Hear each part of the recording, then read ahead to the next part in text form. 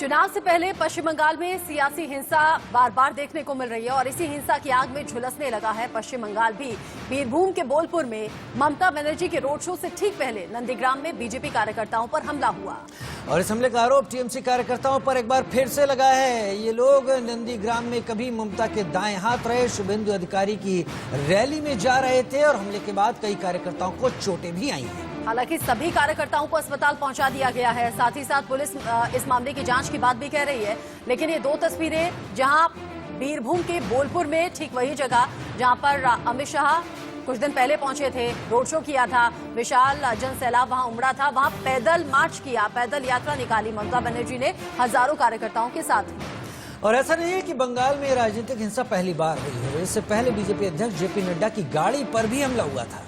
हमले का आरोप टीएमसी कार्यकर्ताओं पर ही लगा था। उसके बाद 24 दिसंबर को 24 नॉर्थ परगना में पुलिस थाने के अंदर बीजेपी कार्यकर्ताओं को पुलिस ने दौड़ा कर पीटा था। ये दो तस्वीरें टीवी स्क्रीन पर 10 दिसंबर, फिर 24 दिसंबर और आज फिर 29 दिसंबर हिंसा की खबरें हैं। 4 से 5 महीने का वक्त बचा है पश्चिम बंगाल विधानसभा चुनाव को लेकर। उसके चलते बीजेपी और टीएमसी आमने सामने हैं। इन तमाम स्थितियों, इन तमाम हालातों पर कोलकाता से हमारे साथी तापस सिंह गुप्ता की ग्राउंड रिपोर्ट देखते हैं। 2021 के विधानसभा चुनाव में पश्चिम बंगाल में रविंद्रनाथ टैगोर एक बड़ा मुद्दा होने चला है। बोलपुर में एक सभा को संबोधित करते हुए ममता बनर्जी ने बीजेपी पर सीधा निशाना साधते हुए ये आरोप लगाया कि अपने स्वार्थ के खातिर रविंद्रनाथ टैगोर को इस्तेमाल कर रहा है बीजेपी। ममता बनर्जी ने तो ये भी दावा किया कि वाइस चांसलर विश्व भारती के वो एक बीजेपी के एजेंट है। अब देखने वाली बात ये होगी कि बीजेपी की तरफ से इसका जवाब कैसे दिया जाता। तापस सिंह गुप्ता, इंडिया न्यूज, कोलकाता।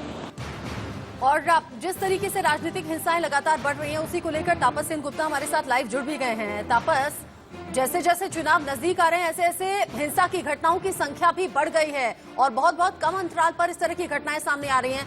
आज होने वाली घटना में पुलिस जांच में क्या सामने आया और जो घायल कार्यकर्ता थे उनकी स्थिति क्या है?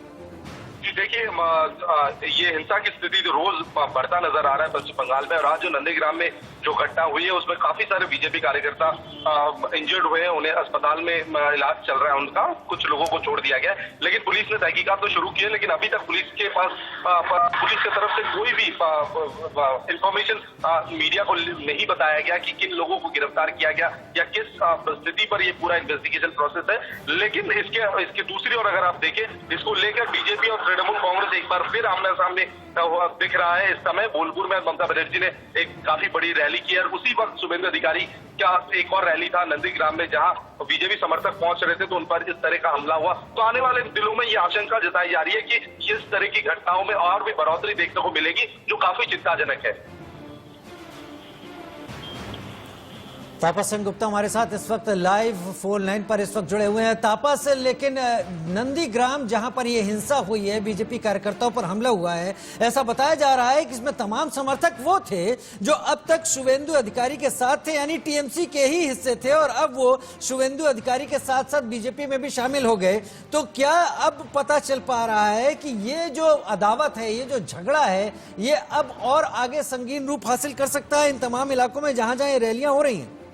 जी, आशंका तो ऐसे ही जताई जा रही है, क्योंकि अगर कोलकाता की तस्वीर देखें, कल नेताजी इंडोर स्टेडियम में जहां फिरहाद हाकिम और मलय घटक जो सीनियर मंत्री है उनके सामने एक वर्कशॉप चल रहा था तृणमूल कांग्रेस का। उस वर्कशॉप में एक दूसरे पर हाथापाई में उतर आए और एक दूसरे पर चेयर बरसाना शुरू कर दिया। तो आज जो रैली हुई थी उसमें शुभेंदु अधिकारी के जो समर्थक तृणमूल कांग्रेस में थे वो बीजेपी में आ चुके हैं और वो लोग इस वेन्यू की तरफ जा रहे थे। तो उनके बीच ये लड़ाई, तो तृणमूल कांग्रेस एक दो गुटों में बंट चुका है, जो देखने को मिल रहा है। कुछ जगहों पे दो गुटों में लड़ाई हो रही है, कुछ जगहों पर जो लोग तृणमूल छोड़ के बीजेपी में गए हैं उनके ऊपर इस तरह का हमला किया जा रहा है। तो आरोप प्रत्यारोप दोनों ही तरफ से हो रहा है। बीजेपी कह रही है हमें टारगेट किया जा रहा है, टीएमसी कह रही है कि खुद बीजेपी कार्यकर्ताओं पर हमले बीजेपी की तरफ से हो रहे हैं। ऐसे में सच कौन बोल रहा है, झूठ कौन बोल रहा है, ये आम जनता को अपने विवेक का इस्तेमाल आने वाले चुनावों में करना होगा। बहुत शुक्रिया तापस सिंह गुप्ता इस अपडेट को हम तक पहुंचाने के लिए।